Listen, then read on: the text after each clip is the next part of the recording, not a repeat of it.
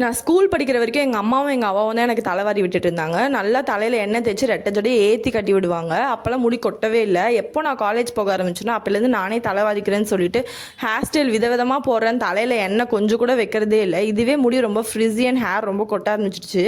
எங்கள் முடி ரொம்ப கொட்டிடுமோன்ற பயத்தில் ஏதாவது ஹேர் பேக் போட்டுகிட்டே இருந்தேன். அண்ட் ஆஃபீஸ் போக ஆரம்பிச்சதுலேருந்து சுத்தமாக அதை கூட விட்டுட்டேன். அண்ட் இப்போ ஆஃப்டர் மேரேஜ் முடி ரொம்ப கொத்து கொத்தாக கொட்டுது. இதுக்கு மேலே விட்டால் நம்ம மொட்டை மண்டையாக தான் அலையணும்னு சொல்லி ஒரு பயத்தில் எப்போல்லாம் டைம் கிடைக்குதோ அப்போல்லாம் நல்லா தலை ஃபுல்லாக எண்ணெயை வச்சு ரிப்பன் போட்டு நல்லா மடித்து கட்டிடுறது.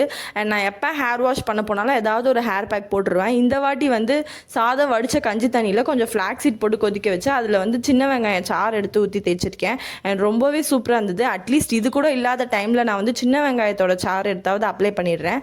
அண்ட் முன்னே விட இப்போ ஹேர் ஃபால் கொஞ்சம் கம்மியாக இருக்குது.